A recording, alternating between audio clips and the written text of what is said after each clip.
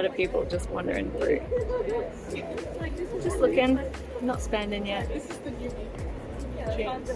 Check back soon.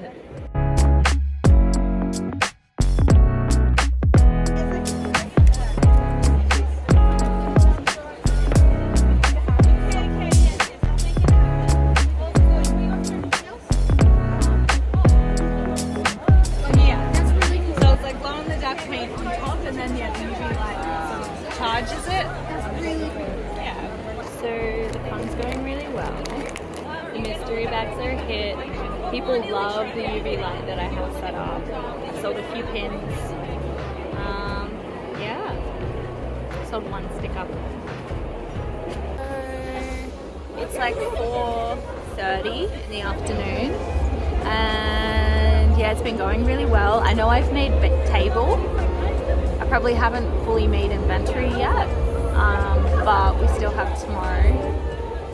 And I think I might sell out of a couple of my A4 prints. I sold way more A4 prints than I thought I would. And I might need some more packaging, which I'm hoping I might be able to just get from like the grocery store. Yeah, but it's been really good. Yeah, I'm getting a bit tired, but that's normal, I think. And people are starting to go home. It's definitely getting quieter now. That's about it. That's my check-in. So it's about 5:45, and this is the time when all the artists seem to walk around and the other vendors get to actually see what's happening here.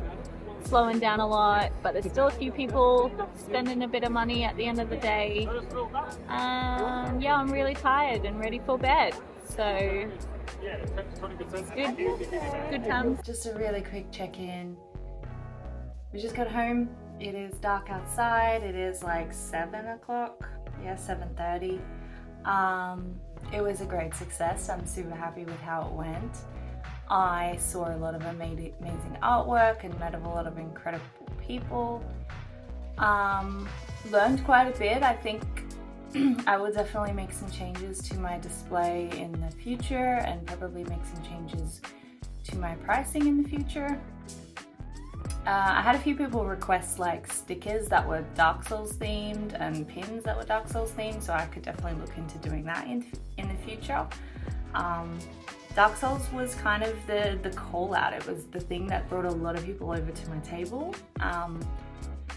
which was already kind of a higher selling point, but yeah, there was heaps of people that were like surprised to see artwork of Dark Souls, I guess, amongst all the like Pokemon and anime stuff that was there. Elden Ring not as much, but the UV light that I had set up with my Rani limited edition print got everybody's attention. I think that little USB plug-in UV light was the best purchase that I've ever made. It brought so many people over to the table, which was great. A few people scanned the QR code, probably like 7 or 8 or something like that, to get the free wallpaper thing, so that was good too. There was 2 girls either side of me. One of them was selling heaps of little charms, like key rings, and they were Pokemon themed. And then the girl on the other side had a lot of prints of just like anime and Final Fantasy, but she had a lot of stickers. And they both had customers constantly all day. But I had a look at their pricing, and for them, I think it would have taken 4 customers for them to make up the amount of money that I would have made on an A4 basic print that was $20. So even though they had more customers than me, doesn't necessarily mean they made more money than me. Obviously, I have no idea how much money they actually made, but I think that's like a bit of a trade-off, you know? You can have a lot of small things, but you need to sell way more of them to way more customers to make the amount of money back and like to make your table. But yeah, in terms of that, I did make my table. I don't know if I've fully made table and inventory yet. And a big cost to that would be those, the metal prints. They cost heaps to make, but I'd be getting pretty close. And yeah, we obviously still have a whole day tomorrow. So yeah, that's my check-in. That's how I feel about it. I bought some D&D dice that are like pink and blue. I think they're really, really cute. If But yeah, now I'm rambling. I'm going to go and eat a bowl of cereal and then just like watch TV until I fall asleep. So catch ya. Have a good night.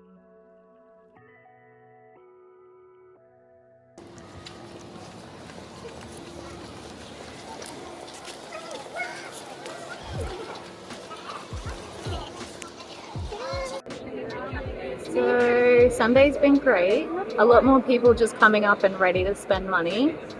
I'm sold out of my glow-in-the-dark Rani prints, so I've had to put my glow-in-the-dark driver in its place because it's such a showstopper.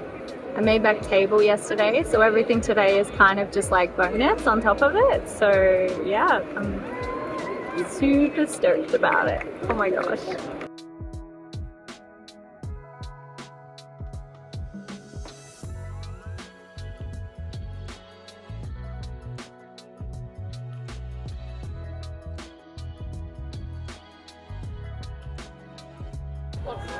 Done. Time to go home. Ready to pack up. It's been a good weekend. Woohoo!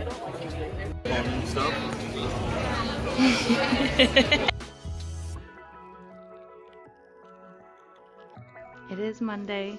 The convention is over.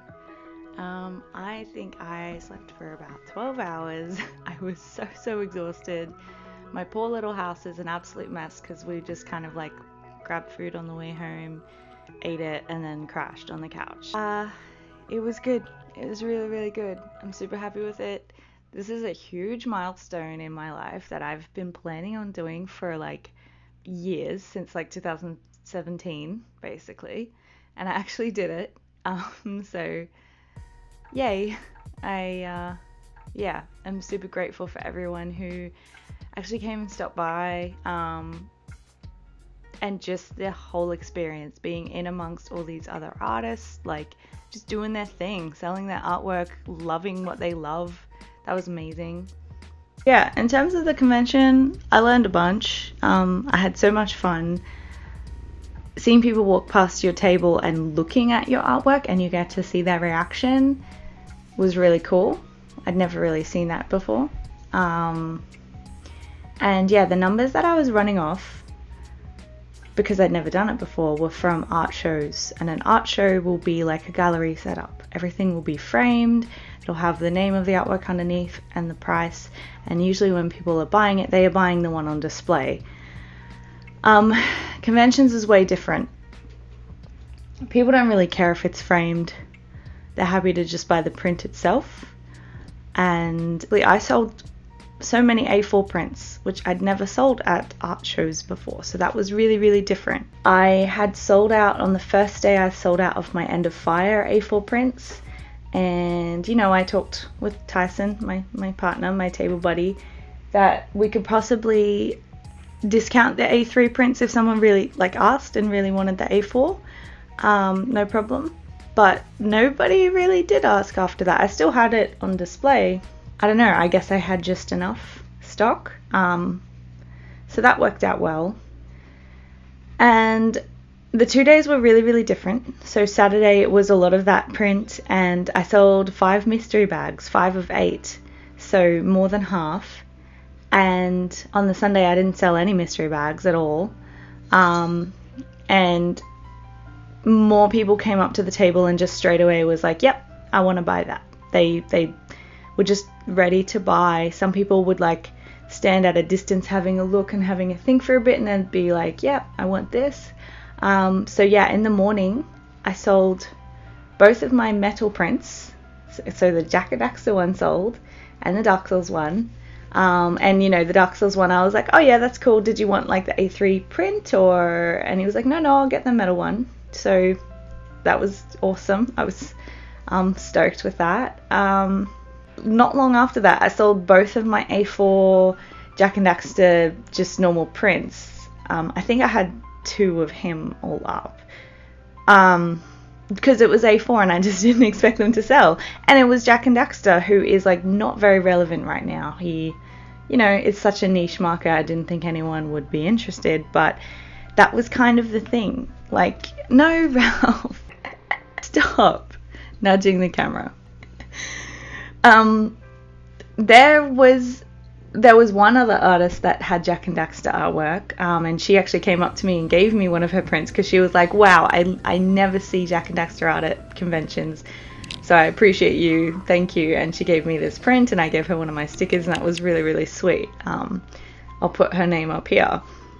But basically, when someone did see some art of, in my case, Jack and Daxter, they were like, oh my gosh, like, I haven't seen this in such a long time. This brings back so many memories.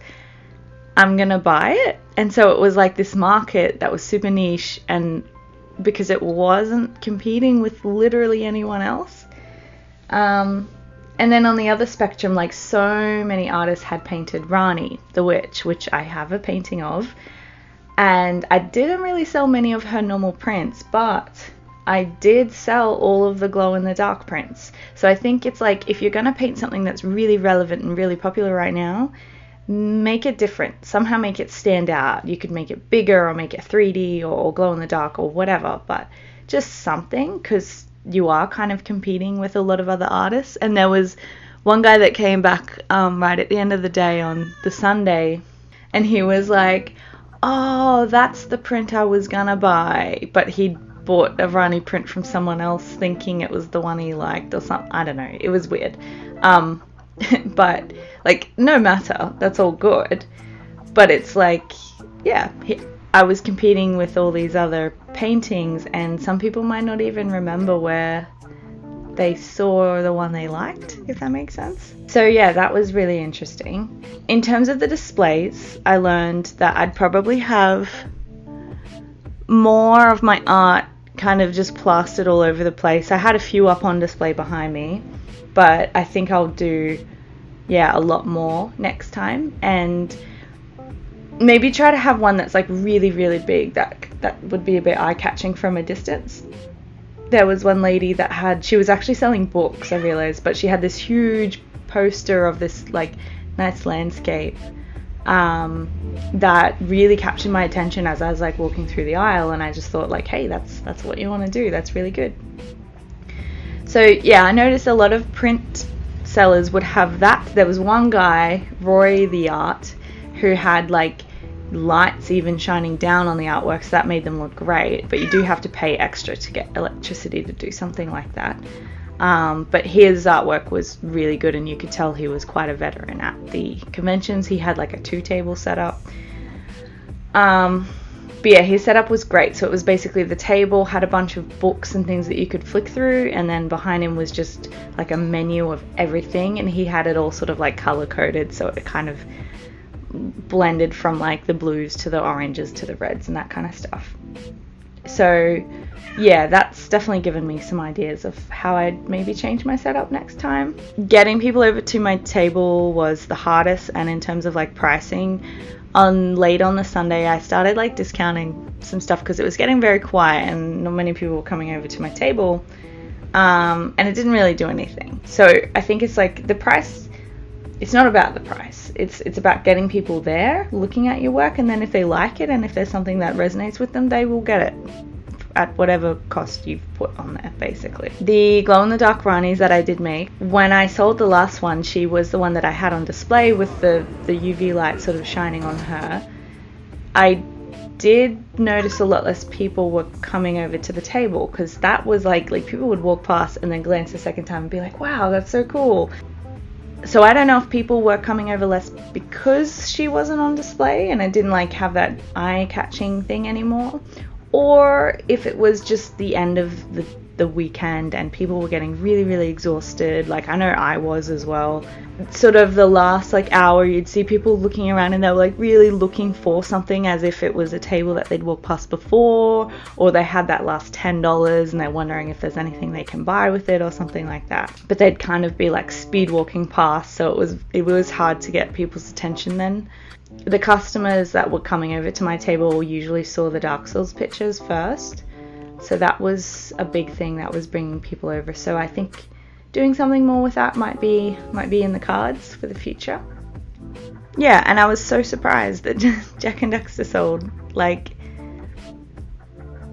think if you like something, make artwork of it, even if it's not popular, because I don't know, the people that did, they knew who it was, and I was like, oh wow, like not everyone picks up on that, that's great, and they felt a little bit special, and they kind of just love that because they're like, yeah, I haven't seen this in like so many years, this is really cool.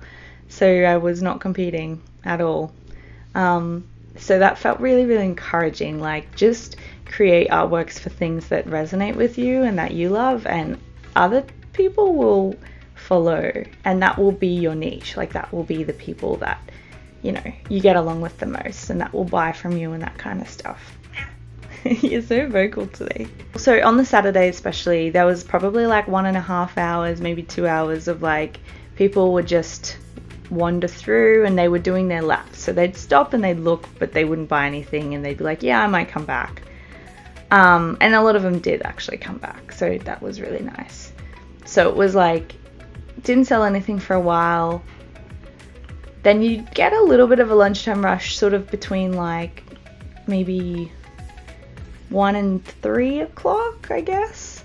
And then it died off a little bit, and I think that's when they have a lot of the convention events and seminars and stuff on. And then you would get the last rush of people sort of on their way out, and they'll look again and be like, oh yeah, do I want to pick this up on my way out? So then we sold a bit more sort of at the end of the day. But then yeah, the Sunday was like, no, we sold heaps in the morning, and had like a few people stop by sort of after lunch. Yeah, and then at the end of the day, like 1 or 2 sales, like not as much. But and that's when I was like, oh, maybe I need to like change my pricing and stuff. But it wasn't that, it was just getting people over. Some people had spent all their money, you know, a lot of people had already purchased what they wanted. Yeah, so there was this one artist that I did buy artwork from because I think he was the best artist there. And Austin Mangler was there, who is an artist that I have followed for like years and years and years, and I've purchased stuff from him before. This is actually just from his online store, and he had like a massive setup as well. I wanted to go over and meet him just because, like, I don't know, I guess I was a little bit fangirling out, but he was busy. Every time I went past, he had like so many people at his table, so I didn't get to meet him, but I saw him from a distance, which was really, really cool. Yeah, and I spoke to the girls, like, you know, on the tables beside me, and they were really, really nice. But it was like, their client base was, especially the Pokemon girls, was much younger, and they were just looking to spend like $5. So it would make sense for them to have a lot of smaller, cheaper items, where the client base that I had was not a whole lot older, but people that play Dark Souls, which is like at least, you know, in their teens and up. I did sell a few original pieces as well, like my elf and my forest and that kind of stuff, but not as much, which is fine, and it's a convention, so that's not really what I expected to sell much of. I think that basically covers everything that I was sort of making notes of, but today is like tending to my house. I will probably try and count my cash because I got to take that to the bank, and spending time with my pets because they've been so neglected for like 2 days. Alright, I'll sign off here. I'll see you soon. Bye.